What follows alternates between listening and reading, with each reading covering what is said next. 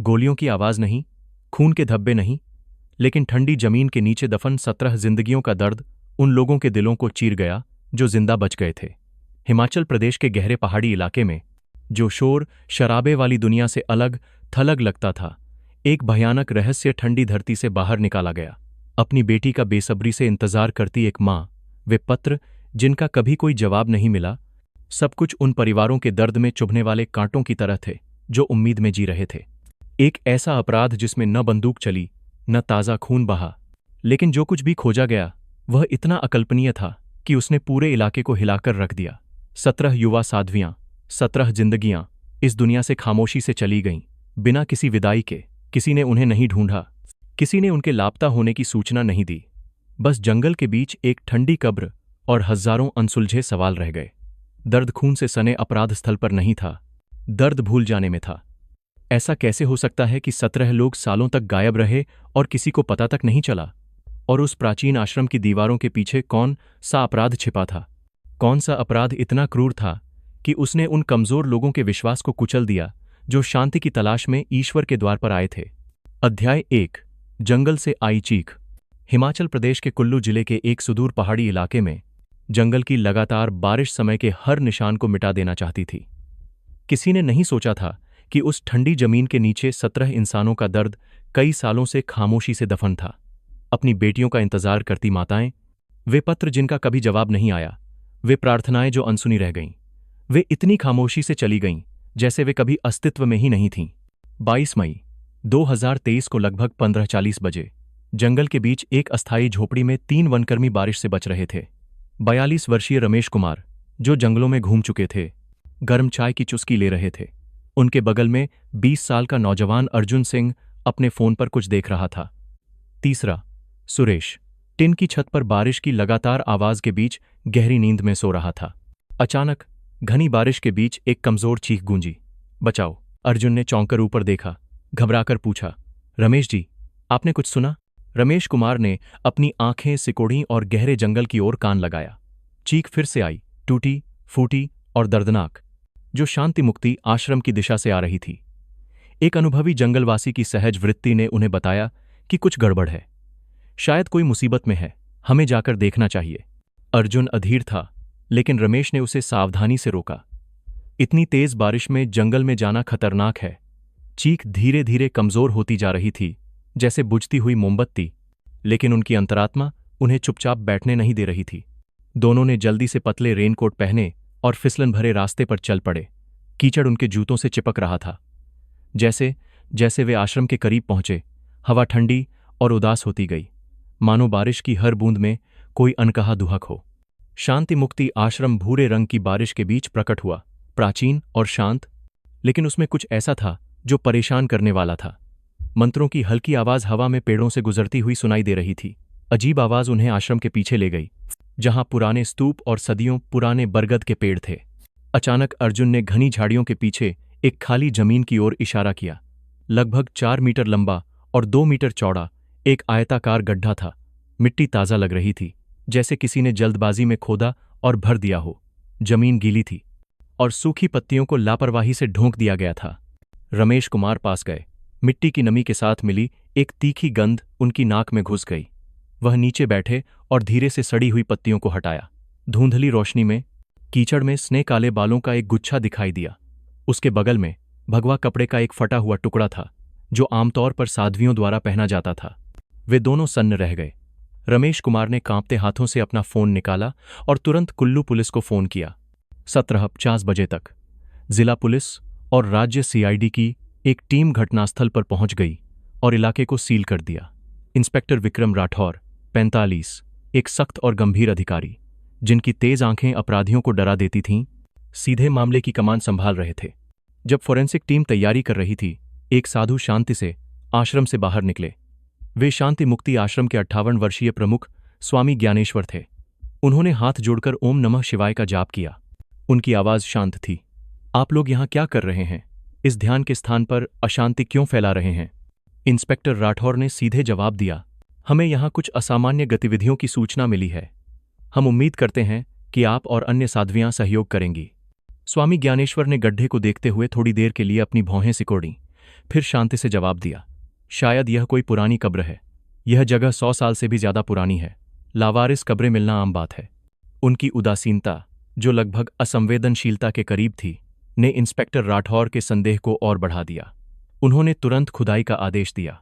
तेज रोशनी के नीचे forensic team ने सावधानी से काम किया। मिट्टी की परतें एक एक करके हटाई गईं। बारिश रुक गई थी, लेकिन हवा में तनाव भरा हुआ था। और फिर सबसे भयानक दृश्य सामने आया। पहला कंकाल 1 मीटर से ज्यादा की गहराई पर मिला। यह एक महिला का कंकाल था, जिसके हाथ पैर बौंधे होने के निशान थे। फिर दूसरा, तीसरा, चौथा, एक एक करके बाहर निकाले गए। पूरा घटनास्थल मौत की खामोशी में डूब गया। अनुभवी पुलिस अधिकारी भी हैरान थे। कंकाल एक दूसरे के ऊपर रखे गए थे। कई खोपड़ियां टूटी हुई थीं और पसलियां चकनाचूर थीं। खुदाई रात भर चली। कुल 17 कंकाल मिले। प्रारंभिक जांच से पता चला कि सभी पीड़ित महिलाएं थीं, जिनकी उम्र 18 से 30 के बीच थी। मौत का समय अलग अलग था। सबसे पुराना कंकाल लगभग 6 साल से जमीन के नीचे था और सबसे नया कुछ महीने पहले का था। हड्डियों पर मिले निशान बताते हैं कि उनकी बेरहमी से हत्या की गई थी। शायद उन्हें जिंदा दफन कर दिया गया था। शांति मुक्ति आश्रम, जहां लोगों को मोक्ष मिलना चाहिए था, अब एक सामूहिक कब्र बन गया था। दर्द खून के धब्बों में नहीं था, दर्द विश्वास के भूल जाने और विश्वासघात में था। जंगल पर एक अंधेरी रात छा गई, लेकिन असली तूफान तो अभी शुरू हुआ था। अध्याय 2, पत्रकार की खोज। 23 मई 2023 की सुबह शिमला में द हिमालयन क्रॉनिकल के न्यूज़रूम में शांति मुक्ति आश्रम में सामूहिक कब्र की खोज की खबर को पूरी तरह से दबा दिया गया था। हालांकि अफवाहें धीरे धीरे फैलने लगी थीं, जैसे पानी के नीचे की लहरें। 29 वर्षीय प्रिया शर्मा, जो धर्म और खोजी पत्रकारिता को कवर करती थीं, ने पुलिस के एक आंतरिक नेटवर्क पर एक संक्षिप्त संदेश पढ़ा। कुल्लू के शांति मुक्ति आश्रम में कई महिला कंकाल मिले। कारण की जांच की जा रही है। पेशेवर सहज ज्ञान ने प्रिया को बताया कि यह कोई साधारण मामला नहीं था। कंकाल और आश्रम, 2 शब्दों ने उसे बेचैन कर दिया। जब उसने अपने संपादक से घटनास्थल पर जाने की अनुमति मांगी, तो उसे सीधे मना कर दिया गया। राज्य पुलिस इस मामले को बहुत सख्ती से संभाल रही है। तुम वहां जाकर कुछ भी नहीं निकाल पाओगी। लेकिन प्रिया अड्डी रही। क्योंकि वे सख्त हैं, इसीलिए मुझे जाना होगा। कभी कभी बाहर खड़े होकर सुनना ही काफी होता है। अंत में संपादक अनिच्छा से सहमत हो गए। प्रिया तुरंत निकल पड़ी। अकेले अपनी मोटरसाइकिल पर लगभग 70 किलोमीटर पहाड़ी सड़कों पर यात्रा करके कुल्लू के गहरे पहाड़ों में पहुंची। शांति मुक्ति आश्रम को तब तक सख्ती से सील कर दिया गया था। आम लोगों को अंदर जाने की इजाजत नहीं थी। प्रिया सड़क के किनारे की चाय की दुकानों पर रुकी, जहां कहानियां रेडियो तरंगों से भी तेजी से फैलती हैं। उसने दर्दनाक चीखों, खोदे गए गड्ढे और 17 की भयानक संख्या के बारे में सुना। स्थानीय लोग फुसफुसा रहे थे कि आश्रम में युवा लड़कियों की हत्या कर दी गई थी, लेकिन कोई भी जोर से बोलने की हिम्मत नहीं कर रहा था। अपने संपर्कों का उपयोग करके प्रिया ने पुलिस बैरिकेड पर इंस्पेक्टर विक्रम राठौर से एक संक्षिप्त मुलाकात की। पहले तो वे ठंडे दिखे, लेकिन प्रिया की दृढ़ता और तीखे सवालों ने उन्हें अपना रवैया बदलने पर मजबूर कर दिया। इंस्पेक्टर साहब, क्या यह सच है कि 17 महिला कंकाल मिले हैं? इंस्पेक्टर राठौर ने उसे जांचती नजरों से देखा। मिस शर्मा, यह मामला अभी जांच के अधीन है। मैं कुछ भी खुलासा नहीं कर सकता। प्रिया पीछे नहीं हटी। आपकी चुप्पी झूठी अफवाहों को जन्म देगी और जनता में दहशत फैलाएगी। प्रेस को जनता को सही दिशा देने के लिए सटीक जानकारी देनी होगी। उस संक्षिप्त बातचीत से उसे बहुत अधिक आधिकारिक जानकारी नहीं मिली, लेकिन यह पुष्टि करने के लिए पर्याप्त था कि मामला उसकी कल्पना से कहीं ज्यादा बड़ा था। एक भक्त के रूप में आश्रम में लौटकर प्रिया को अंदर जाने दिया गया। आश्रम के अंदर का माहौल दम घुटने वाला था। मंत्रों का जाप नियमित रूप से गूंज रहा था, लेकिन यह ठंडा और बेजान था। प्रिया स्वामी ज्ञानेश्वर से एक छोटे से चाय के कमरे में मिली। वे अभी भी शांत दिखे। गुरुजी, मैंने सुना है कि आश्रम में कुछ बुरा हुआ है। मेरा मन बेचैन है। स्वामी ज्ञानेश्वर ने चाय डालते हुए शांत भाव से कहा, यह संसार नश्वर है, जन्म और मृत्यु स्वाभाविक हैं। एक भक्त को सांसारिक मामलों में नहीं उलझना चाहिए। लेकिन गुरुजी, वे 17 जिंदगियां, वे कौन थीं? क्या वे आश्रम की साध्वियां थीं? प्रिया ने सीधे पूछा। उसकी आंखें स्वामी पर टिकी थीं। वे एक पल के लिए हिले, लेकिन जल्दी से अपनी शांति वापस पा ली। जैसा कि मैंने पुलिस को बताया, वे पुरानी कब्रें हो सकती हैं। यह क्षेत्र अतीत में अशांत था। लावारिस कब्रें मिलना दुर्लभ नहीं है। भक्त को अपनी साधना पर ध्यान देना चाहिए। बाहरी दुनिया को अपने मन को परेशान न करने दें। उनकी ठंडी इनकार ने प्रिया के संदेह को और गहरा कर दिया। एक आश्रम का प्रमुख, जिसके परिसर में कंकाल पाए जाते हैं, वह इसे एक सामान्य घटना मानता है। यह तर्कसंगत नहीं था। प्रिया आश्रम से चली गई, एक अलग रास्ता खोजने के लिए दृढ़ थी। राज्य के धार्मिक मामलों के विभाग में अपने संपर्कों के माध्यम से उसने पिछले 7 वर्षों में शांति मुक्ति आश्रम में पंजीकृत साध्वियों की सूची प्राप्त की। सूची में कुल 24 साध्वियों के नाम थे, लेकिन उसकी टिप्पणियों और स्थानीय लोगों के अनुसार अब आश्रम में केवल 6 साध्वियां थीं। बाकी 18 के बारे में कहा गया था कि वे गृहस्थ जीवन में लौट गईं, दूसरे आश्रमों में चली गईं या धर्म का प्रचार करने के लिए विदेश चली गईं। कागज पर सब कुछ तर्कसंगत लग रहा था, लेकिन एक पत्रकार की सहज वृत्ति ने प्रिया को बताया कि कुछ गड़बड़ है। प्रिया ने साध्वी अंजलि के मामले पर विशेष ध्यान दिया। एक युवा साध्वी, जो अभी 18 साल की हुई थी, को 3 महीने पहले गृहस्थ जीवन में लौटने के रूप में दर्ज किया गया था। उसने अंजलि के परिवार से, जो मंडी जिले में रहते थे, मिलने का फैसला किया। अंजलि की मां, एक साधारण महिला, जब प्रिया ने उसकी बेटी का उल्लेख किया तो रो पड़ी। वह घर नहीं आई। मैडम, 3 महीने से कोई खबर नहीं है। जब मैंने आश्रम में फोन किया तो स्वामी जी ने कहा कि वह बुरे दोस्तों के साथ भाग गई है। उन्होंने परिवार को उसे न ढूंढने की सलाह दी, ताकि ईश्वर के घर की बदनामी न हो। प्रिया सन्न रह गई। रिकॉर्ड में कहा गया था कि वह गृहस्थ जीवन में लौट आई है, लेकिन परिवार ने अपनी बेटी को नहीं देखा था। यह अब कोई संदेह नहीं था, यह एक जानबूझकर किया गया धोखा था। उसके दिमाग में अचानक एक संबंध बना। 17 कंकाल मिले, 18 साध्वियां रिकॉर्ड से गायब। यह संख्या एक संयोग नहीं हो सकती। बिना किसी हिचकिचाहट के प्रिया ने तुरंत इंस्पेक्टर राठौर को फोन किया। इंस्पेक्टर साहब, मेरे पास महत्वपूर्ण जानकारी है। साध्वी अंजलि को गृहस्थ जीवन में लौटने के रूप में दर्ज किया गया है, लेकिन वह वास्तव में 3 महीने से लापता है। मुझे शक है कि वह पीड़ितों में से एक है। इंस्पेक्टर राठौर चुप हो गए। उनकी आवाज पहले से कहीं ज्यादा गंभीर थी। हमें भी अभी कुछ ऐसा ही पता चला है। यह मामला हमारी सोच से कहीं ज्यादा जटिल है। एक काला पर्दा धीरे धीरे उठ रहा था। उसके पीछे अपराध का एक रसातल था, जिसकी गहराई अभी तक किसी ने नहीं देखी थी। शांति मुक्ति आश्रम मामले की सुलगती आग अब पहले से कहीं ज्यादा भड़क रही थी, जो इसमें शामिल लोगों को एक खतरनाक, अंतहीन भूल भुलैया में धकेल रही थी। अध्याय 3, दीवार के भीतर। 25 मई 2023 की सुबह जांच एक गतिरोध पर पहुंच गई। स्वामी ज्ञानेश्वर और आश्रम में बची 6 साध्वियों ने एक ही बयान दिया। उन्हें कब्र के बारे में कुछ नहीं पता था। उन साध्वियों के बारे में कोई जानकारी नहीं थी जो चली गई थीं, और उन्होंने कुछ भी असामान्य नहीं देखा था। कोई गवाह नहीं, कोई प्रत्यक्ष सबूत नहीं। इंस्पेक्टर विक्रम राठौर जानते थे कि इस चुप्पी की दीवार को तोड़ने के लिए उन्हें अंदर से किसी की जरूरत है। एक साहसी योजना बनाई गई। 34 वर्षीय समीर खान, एक अनुभवी अंडरकवर अधिकारी, को घुसपैठ का काम सौंपा गया। समीर का रूप सीधा, सादा था, और उसने धर्मग्रंथों का अध्ययन किया था, जिससे वह एक भक्त की भूमिका निभाने के लिए एकदम उपयुक्त था, जो पारिवारिक त्रासदियों के बाद शांति की तलाश में आश्रम में सेवा करने आया था। समीर की कहानी यह थी कि वह एक युवा व्यवसायी था जो दिवालिया हो गया था। उसकी पत्नी उसे छोड़कर चली गई थी और उसका जीवन एक ठहराव पर आ गया था, और वह कुछ समय के लिए आश्रम में शरण लेना चाहता था। जब वे मिले तो स्वामी ज्ञानेश्वर ने केवल कुछ सतही सवाल पूछे और सहमत हो गए। समीर को आगंतुकों के लिए बने क्वार्टर में ठहराया गया। उसका मिशन था निरीक्षण करना, सुनना और किसी भी असामान्य संकेत की तलाश करना। पहले कुछ दिनों में आश्रम में जीवन भयावह रूप से शांत था। साध्वियां चुपचाप काम करतीं, मंत्रों का जाप करतीं और बातचीत कम करतीं। वे एक दूसरे से बचती थीं, खासकर जब स्वामी ज्ञानेश्वर से मिलती थीं तो हमेशा सिर झुका लेती थीं। स्वामी अपना अधिकांश समय अपने निजी कमरे में ध्यान, पढ़ने और सुबह के प्रवचन में बिताते थे, लेकिन शायद ही कभी किसी से अकेले में मिलते थे। समीर खान ने चतुराई से देखा कि साध्वियों, विशेष रूप से युवा साध्वियों में एक गहरा डर था।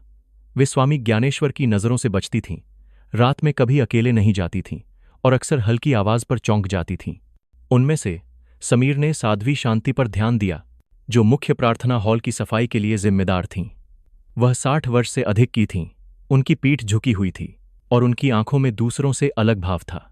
उनकी आंखों में घबराहट नहीं, बल्कि एक गहरा दुहक, एक ठंडी स्वीकृति थी। कभी कभी समीर उन्हें खिड़की के पास चुपचाप खड़ा देखता। उनकी आंखें उस बगीचे की ओर देखती थीं जहां कब्र मिली थी। उनके होंठ हिलते थे, जैसे वह किसी बहुत जरूरी चीज के लिए प्रार्थना कर रही हों। समीर ने साध्वी शांति से संपर्क करने का फैसला किया। वह अक्सर पत्ते साफ करने में उनकी मदद करता, धर्म के बारे में पूछता और अपनी दुखद कहानी साझा करता। धीरे धीरे उसकी ईमानदारी ने उन्हें थोड़ा और खोल दिया, हालांकि वह अभी भी सतर्क थीं। एक दोपहर जब प्रार्थना हॉल में केवल वे दोनों थे, समीर ने धीरे से पूछा, माताजी, मुझे लगता है कि यहां हर कोई किसी भारी बोझ के नीचे है। क्या यह हाल ही में मिले कंकालों की वजह से है? साध्वी शांति रुक गईं। एक भारी सांस के साथ उन्होंने सीधे जवाब नहीं दिया, लेकिन स्पष्ट रूप से कहा, कर्म, कर्म। चुप रहना खुद को बचाने का एक तरीका है, लेकिन कभी कभी चुप रहना बुराई के साथ मिलीभगत भी होती है। वह वाक्य समीर के दिमाग में एक चिंगारी की तरह चमका। वह जानता था कि वह सही रास्ते पर है। उस रात मानसिक शांति पाने के बहाने आश्रम के चारों ओर घूमते हुए समीर ने एक विवरण देखा। प्रार्थना हॉल के ऊपर की मंजिल पर रखी 3 मीटर से अधिक ऊंची लकड़ी की देवी की मूर्ति के आधार में एक छोटी सी दरार थी। जब कोई नहीं देख रहा था तो समीर ने एक छोटे चाकू से उसे खोलने की कोशिश की। एक हल्की क्लिक की आवाज आई और लकड़ी का एक छोटा सा टुकड़ा बाहर निकला, जिसके अंदर एक पुराना ताला दिखाई दिया। समीर ने आधी रात तक इंतजार किया। जब पूरा आश्रम सो चुका था, वह अपने विशेष ताला तोड़ने वाले औजारों के साथ वापस लौटा। कुछ ही मिनटों में ताला खुल गया और मूर्ति का एक बड़ा हिस्सा धीरे धीरे खिसक गया, जिससे नीचे की ओर जाने वाली एक संकरी सीढ़ी का पता चला। समीर का दिल जोर जोर से धड़क रहा था। उसने एक छोटी टॉर्च जलाई और पुरानी सीढ़ियों से नीचे उतरने लगा। तहखाने में हवा नम और ठंडी थी। छोटा तहखाना लगभग 10 वर्ग मीटर का पुराने लकड़ी के बक्सों से भरा था। उसने पहला बक्सा खोला। अंदर महिलाओं के हाथ से लिखे पत्र, डायरियां और निजी सामान थे।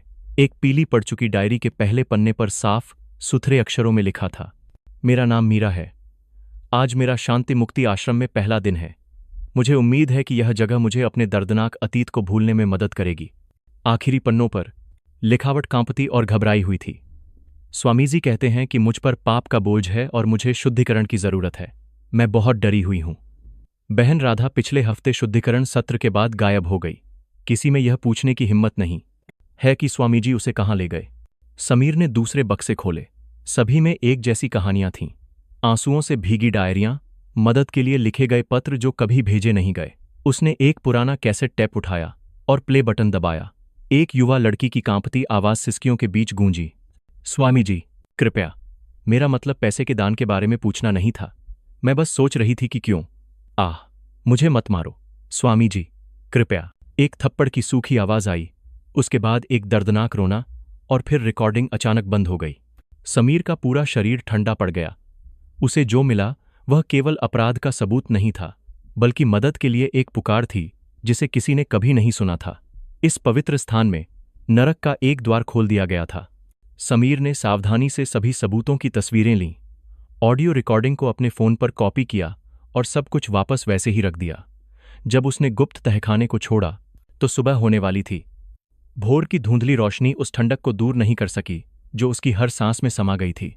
वह जानता था कि उसे पूरे अपराध को उजागर करने वाली पहली चाबी मिल गई है, लेकिन वह यह भी जानता था कि आगे की यात्रा लंबी और खतरनाक थी। अध्याय 4, पत्थर का ताबूत। 26 मई 2023 की सुबह समीर खान द्वारा एकत्र किए गए सबूतों के साथ इंस्पेक्टर विक्रम राठौर ने जांच टीम के साथ एक आपातकालीन बैठक बुलाई।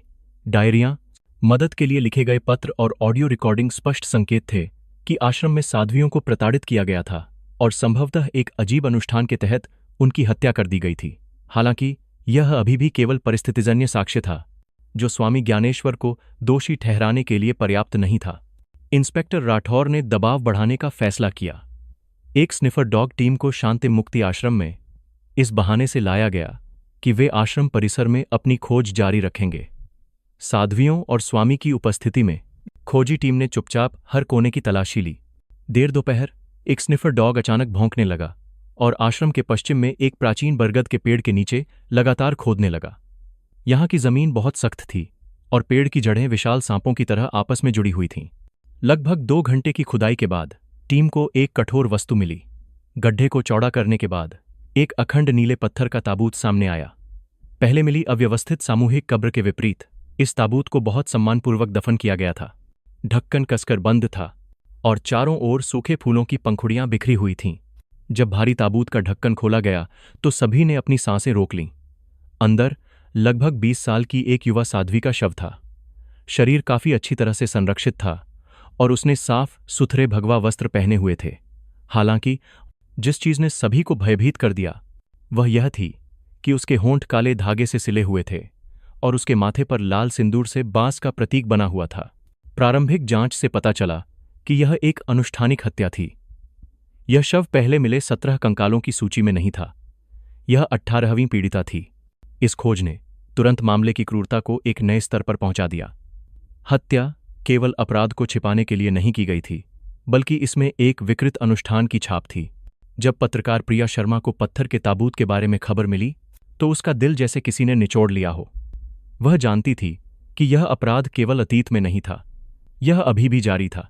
उस शाम जब प्रिया अपनी जांच की फाइलों को व्यवस्थित कर रही थी, उसे एक अज्ञात नंबर से फोन आया। दूसरी तरफ एक महिला की आवाज हवा की सरसराहट के बीच फुसफुसा रही थी। क्या आप पत्रकार प्रिया शर्मा हैं? हाँ, मैं ही हूं। कौन बोल रहा है? प्रिया ने हैरानी से पूछा। क्या आप शांति मुक्ति आश्रम में हुई मौतों का सच जानना चाहती हैं? अगर हां, तो कल दोपहर ठीक 3 बजे अकेले आश्रम के प्रार्थना हॉल में आएं। किसी को मत बताना, खासकर पुलिस को। उन पर नजर रखी जा रही है। कृपया मुझे अपना नाम बताएं। आप क्या जानती हैं? प्रिया ने जल्दी से पूछा। महिला ने तुरंत फोन काट दिया। प्रिया ने अपने फोन की स्क्रीन को घूरते हुए देखा। उसका दिल जोर जोर से धड़क रहा था। क्या यह एक जाल था या एकमात्र मौका? पिछले मामलों की चेतावनियां उसके दिमाग में गूंजने लगीं। कभी अकेले मत जाना। लेकिन उस आवाज में जो तात्कालिकता थी वह झूठी नहीं हो सकती थी। आश्रम में कोई था जो अब और बर्दाश्त नहीं कर सकता था और इस जानलेवा चुप्पी को तोड़ना चाहता था। प्रिया ने जोखिम उठाने का फैसला किया। 27 मई 2023 दोपहर 3 बजे बारिश होने लगी थी। प्रिया अकेले बारिश में भीगते हुए शांति मुक्ति आश्रम में दाखिल हुई। प्रार्थना हॉल अजीब तरह से खाली था। रहस्यमयी महिला नहीं आई। अचानक प्रिया ने पीछे के क्वार्टरों से चीखने और सामान टूटने की आवाज सुनी। वह जल्दी से एक बड़े पेड़ के पीछे छिप गई। दरार से उसने स्वामी ज्ञानेश्वर को गुस्से में बाहर आते देखा। उसके पीछे 2 हट्टे-कट्टे आदमी थे जिन्हें उसने पहले भी देखा था। उनमें से एक की आस्तीन पर अभी भी खून लगा हुआ था। उसे ढूंढो, वह फाइलें लेकर भाग गई है। हमें उन्हें वापस लाना ही होगा। स्वामी ज्ञानेश्वर चिल्लाया। उसने अपनी सामान्य शांत मुद्रा पूरी तरह से खो दी थी। प्रिया सन्न रह गई। उसे समझ आ गया, मुलाकात उसे मारने के लिए एक जाल नहीं थी, बल्कि उस व्यक्ति को फांसाने के लिए थी जो उसकी मदद करना चाहता था। वह व्यक्ति साध्वी शांति थी। उसी समय अंडरकवर अधिकारी समीर खान दालान में अकेला बैठा था, जो अभी हुआ था उसके बारे में सोच रहा था। साध्वी शांति चुपके से उसके पास आई थीं। उनकी आवाज कांप रही थी। बेटा, क्या तुम सच में मन की शांति खोजना चाहते हो? समीर ने सिर हिलाया। हाँ माताजी, मैं यही सबसे ज्यादा चाहता हूं। साध्वी ने पीले कपड़े में लिपटी एक पतली फाइल उसके हाथ में थमा दी। उनकी आवाज भर्राई हुई थी। तुरंत यहां से चले जाओ। पीछे मुड़कर मत देखना। यहां शांति नहीं है, यह नरक है। इससे पहले कि वह कुछ कर पाता, भक्त के वेश में 2 आदमी प्रकट हुए। उनके चेहरे पर जानलेवा भाव थे। साध्वी शांति, स्वामी जी आपको बुला रहे हैं। साध्वी शांति का चेहरा पीला पड़ गया। उन्होंने समीर की ओर देखा। उनकी आंखों में एक गुहार थी, भागो। एक आदमी तुरंत एक चमकता हुआ खंजर लेकर आगे बढ़ा। एक प्रशिक्षित अधिकारी की तरह समीर ने साध्वी को पीछे धकेला और खंजर वाले आदमी पर लात मारी, लेकिन दूसरा आदमी पीछे से घूमकर आ गया था। अराजकता के उस पल में साध्वी शांति समीर और दूसरे आदमी के बीच कूद गईं। क्रूर खंजर उनके पेट में घुस गया। ताजा खून बह निकला, उनके फीके भगवा वस्त्रों को लाल कर दिया। नहीं, समीर चिल्लाया। साध्वी शांति गिर गईं। उनका हाथ अभी भी समीर का हाथ कसकर पकड़े हुए था। उन्होंने उसकी हथेली में एक छोटा मुड़ा हुआ कागज का टुकड़ा दबाया। उन्होंने फुसफुसाया, चुप रहना, मोक्ष की ओर ले जाता है, और फिर अपनी आखिरी सांस ली। जब दोनों आदमी अभी भी भ्रमित थे, समीर ने फाइल को कसकर पकड़ा, खिड़की तोड़ी और भारी बारिश के बीच जंगल में गायब हो गया। प्रिया ने यह सब घबराहट में देखा। उसकी वजह से एक व्यक्ति ने अपनी जान दे दी थी। उसकी वजह से एक व्यक्ति ने चुप्पी तोड़ने का रास्ता चुना था। उसका दिल दर्द से भर गया, लेकिन वह जानती थी कि वह टूट नहीं सकती। वह चुपचाप आश्रम से चली गई, अपने साथ एक भारी बोझ लेकर। उस रात अपने छोटे से कमरे में समीर ने फाइल खोली। अंदर पुण्य सेवा ट्रस्ट के विस्तृत बैंक स्टेटमेंट की प्रतियां, चुप रहने के लिए पैसे लेने वाले परिवारों की सूची और एक और डायरी थी। यह एक साध्वी की डायरी थी जिसे विदेश भेजा गया बताया गया था। आखिरी पन्ना जल्दबाजी में लिखा गया था। लिखावट कौंप रही थी। स्वामी जी कहते हैं कि हमें मारना हमें शुद्ध करना है। वह कहते हैं कि चुप रहने से मोक्ष मिलेगा। साध्वी शांति सब कुछ जानती हैं, लेकिन वह डरती हैं। वह कहती हैं कि वह जीवित लोगों की रक्षा के लिए चुप हैं, लेकिन चुप रहना भी हत्या है। मरने से पहले साध्वी शांति के शब्द समीर के दिमाग में एक चेतावनी की घंटी की तरह गूंज रहे थे। चुप रहना मोक्ष की ओर ले जाता है। यह एक दर्शन नहीं था, यह साधना की आड़ में छिपी क्रूरता का एक कड़वा आरोप था। नरक का एक और द्वार खुलने का इंतजार कर रहा था। अध्याय 5। राख से उठे रहस्य। 28 मई 2023 की भोर में, जब जांच टीम अभी भी नए सबूतों की पुष्टि करने पर ध्यान केंद्रित कर रही थी, स्वामी ज्ञानेश्वर के निवास और कार्यालय वाले हिस्से संघ भवन में अचानक आग लग गई। भारी बारिश के बाद तेज हवा के कारण आग तेजी से फैल गई। सूखी लकड़ी के खंभों को अपनी चपेट में ले लिया। आश्रम का एक पूरा कोना आग की लपटों में घिर गया। चीख पुकार शांत जंगल में गूंज रही थी। इंस्पेक्टर विक्रम राठौर ने तुरंत पहचान लिया कि यह कोई दुर्घटना नहीं थी।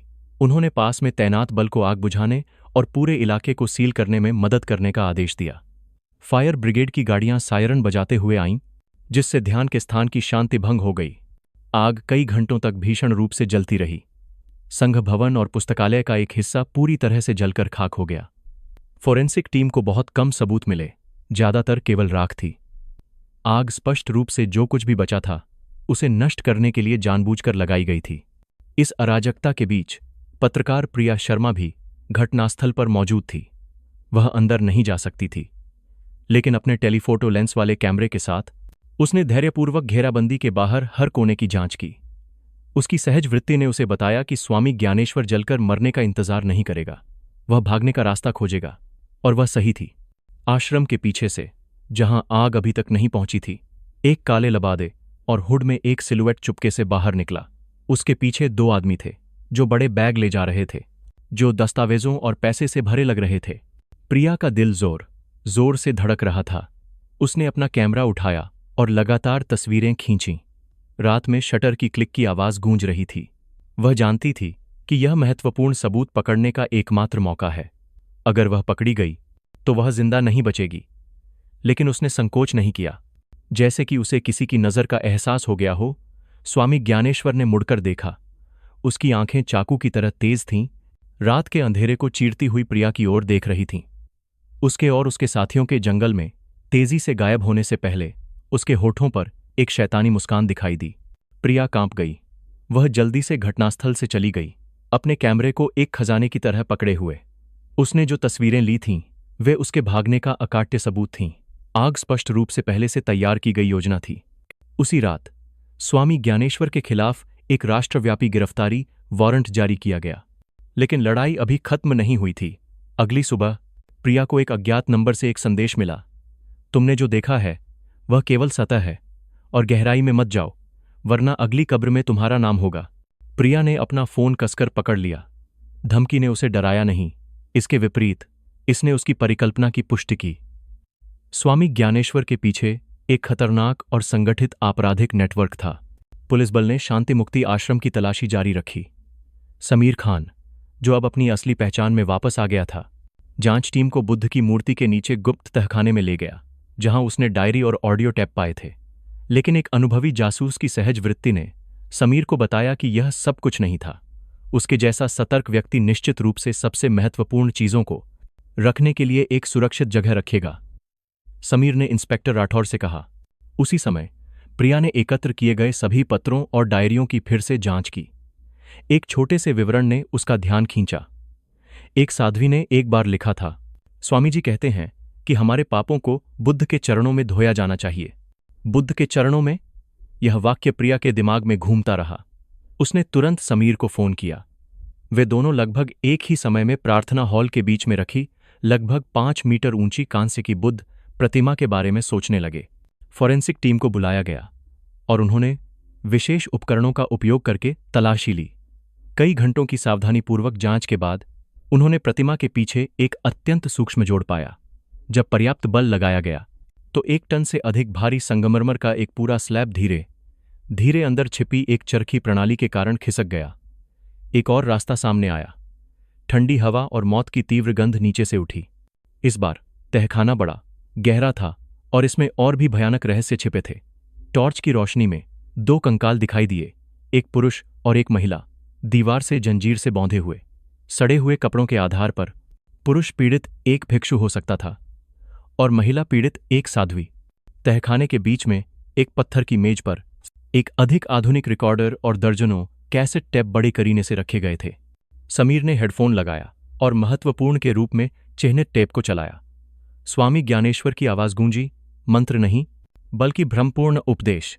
तुम लोग नहीं समझते, मृत्यु अंत नहीं है, यह मुक्ति है। मैंने उन्हें नहीं मारा, मैंने उन्हें बचाया।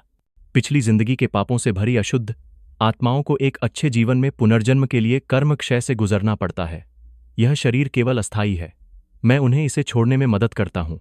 यह वह मिशन है जो गुरु महाराज ने मुझे सौंपा है। टेप में दिए गए शब्दों ने पुष्टि की कि स्वामी ज्ञानेश्वर ने न केवल अपराधों को छिपाने के लिए हत्या की थी, बल्कि वह वास्तव में मानता था कि वह आत्माओं को शुद्ध करने का एक अनुष्ठान कर रहा था। उसने गुरु महाराज का उल्लेख किया, जिसने उसके दिमाग में यह विकृत विचारधारा डाली थी। इंस्पेक्टर राठौर ने गुस्से में स्वामी ज्ञानेश्वर, जिसका असली नाम गोपाल शर्मा था, के खिलाफ रेड कॉर्नर नोटिस जारी करने का आदेश दिया। साथ ही सभी हवाई अड्डों और बंदरगाहों को सील करने का अनुरोध किया। शांति मुक्ति आश्रम का मामला अंत के करीब लग रहा था, लेकिन इस गुप्त तहखाने ने एक गहरी, अधिक जटिल और खतरनाक परत खोल दी थी। गुरु महाराज कौन था? किसने इस भिक्षु के वेश में इस शैतान को बनाया था? इंस्पेक्टर राठौर ने अपने सामने टेप और फाइलों को देखा। वह जानता था कि उन्होंने अभी एक बहुत बड़े आपराधिक नेटवर्क की सतह को ही छुआ है। अध्याय 6, अंतिम टकराव। 30 मई 2023 से एकत्र किए गए सुरागों के आधार पर जांच टीम ने स्वामी ज्ञानेश्वर के भागने के रास्ते का पता लगाया। जासूसों ने उसे और उसके 2 करीबी शिष्यों को सिरमौर जिले में देखा। पीछा तनावपूर्ण था। जब समीर खान और उसकी टीम सुरागों का पालन कर रही थी, एक अप्रत्याशित घटना घटी।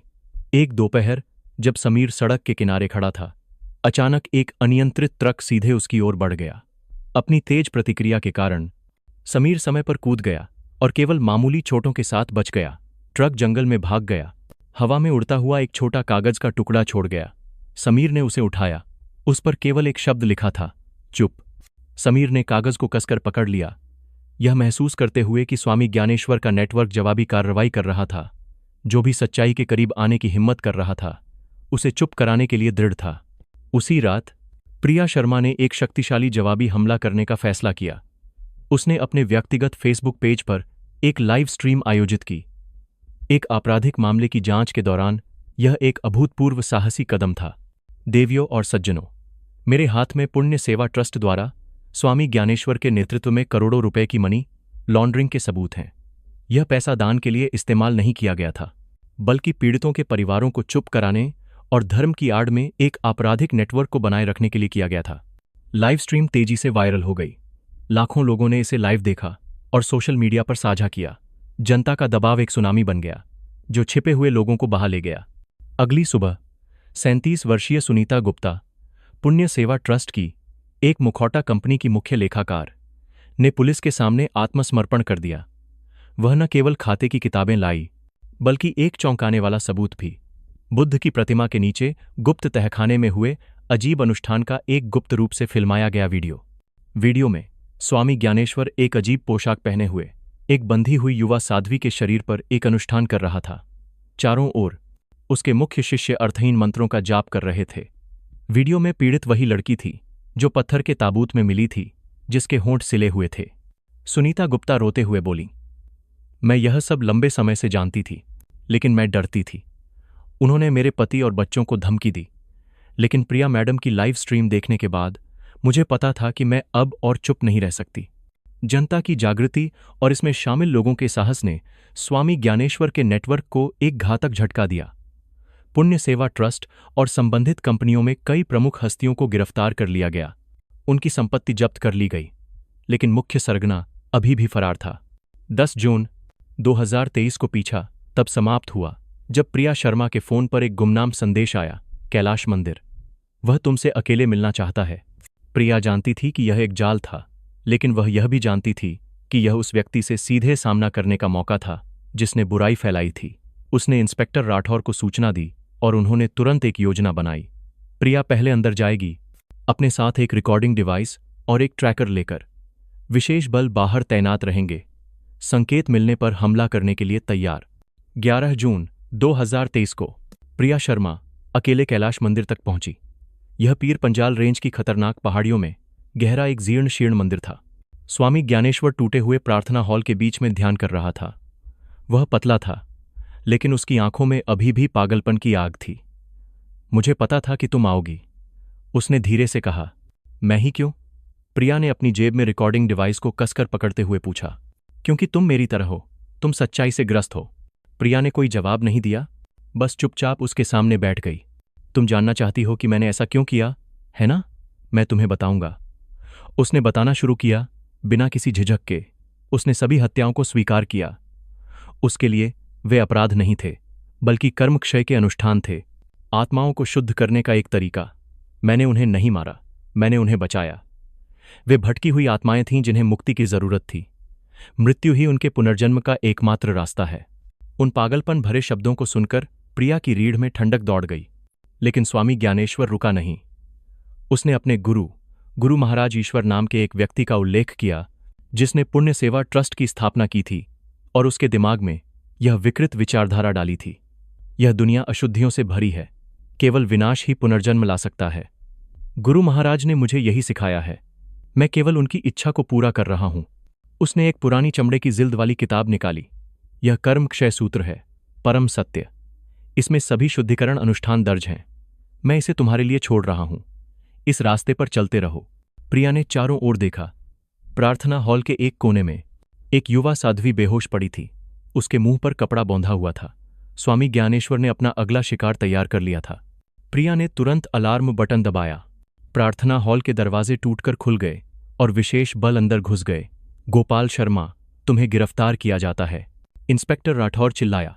स्वामी ज्ञानेश्वर ने कोई प्रतिरोध नहीं किया, बस शांति से बैठा रहा और एक संतुष्ट मुस्कान दी। तुमने एक लड़ाई जीत ली है, लेकिन तुम कभी गुरु महाराज को नहीं पकड़ पाओगी। वह स्रोत है, वह अमर है। जब तक दुख है, कर्म क्षय मौजूद रहेगा। उसे ले जाया गया। वह अभी भी विकृत मंत्रों का जाप कर रहा था। कर्म क्षय सूत्र और उसका पूरा कबूलनामा पूरी तरह से दर्ज कर लिया गया था। मामला खत्म लग रहा था, लेकिन प्रिया जानती थी कि बुराई की जड़ें अभी भी कानून की पहुंच से बाहर थीं। उपसंहार, कभी न खत्म होने वाली लड़ाई। मई 2024 में हिमाचल प्रदेश के उच्च न्यायालय में गोपाल शर्मा, स्वामी ज्ञानेश्वर और उसके साथियों का मुकदमा सार्वजनिक रूप से चला, जिसने पूरे देश का ध्यान खींचा। सुनवाई के दौरान गोपाल शर्मा ने अपना कट्टरपंथी व्यवहार खो दिया था। उसने सिर झुकाकर अपने अपराध स्वीकार कर लिए।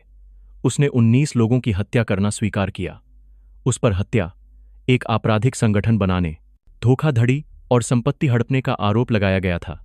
उसने बहस नहीं की, कोई बचाव नहीं किया, बस एक वाक्य कहा, मैं सभी अपराध स्वीकार करता हूं। मैं कानून से दंड की उम्मीद करता हूं ताकि मैं जल्द ही अपना कर्म चुका सकूं। विक्रम सिंह ओबेरॉय, मुखौटा कंपनियों के पीछे के शक्तिशाली व्यवसायी, ने इनकार करने की कोशिश की, लेकिन वीडियो, खातों की किताबों और गवाहों के बयानों से मिले सबूतों ने उसके असली चेहरे को उजागर कर दिया। कई दिनों की सुनवाई के बाद अदालत ने गोपाल शर्मा को मौत की सजा, विक्रम सिंह ओबेरॉय को आजीवन कारावास और अन्य प्रतिवादियों को 5 से 20 साल की जेल की सजा सुनाई। अदालत का हथौड़ा एक अंधेरे अध्याय के अंत का प्रतीक था। पीड़ितों के परिवार रो पड़े, दर्द और राहत के आंसू। मुकदमे के बाद प्रिया शर्मा ने एक गहन खोजी श्रृंखला प्रकाशित की, जिसमें गुरु महाराज ईश्वर के विकृत दर्शन को उजागर किया गया। उसने तर्क दिया कि कर्मक्षय कोई धार्मिक सिद्धांत नहीं था, बल्कि एक खतरनाक पंथ था जो हत्या को सही ठहराने के लिए विश्वास को तोड़ मरोड़ कर पेश करता था। पुलिस ने तुरंत गुरु महाराज ईश्वर के खिलाफ एक अंतर्राष्ट्रीय गिरफ्तारी वारंट जारी किया। 1 साल बाद शिमला शहर में प्रिया शर्मा ने अपनी पहली पुस्तक प्रकाशित की, 17 दबे हुए कमल। पुस्तक न केवल जांच की पूरी यात्रा का वर्णन करती थी, बल्कि यह उन 19 साध्वियों और अन्य लोगों को भी एक श्रद्धांजलि थी जो इस भयानक मामले में मारे गए थे। उसने प्रत्येक पीड़ित की जीवन कहानी बताई, उन्हें उनके नाम और सम्मान लौटाए जो उनसे छीन लिए गए थे। एक दोपहर जब प्रिया अपने कार्यालय में थी, उसे एक अज्ञात पते से एक ईमेल मिला। ईमेल में केवल एक तस्वीर थी। उत्तर में सीमा के पास एक छोटा सा आश्रम।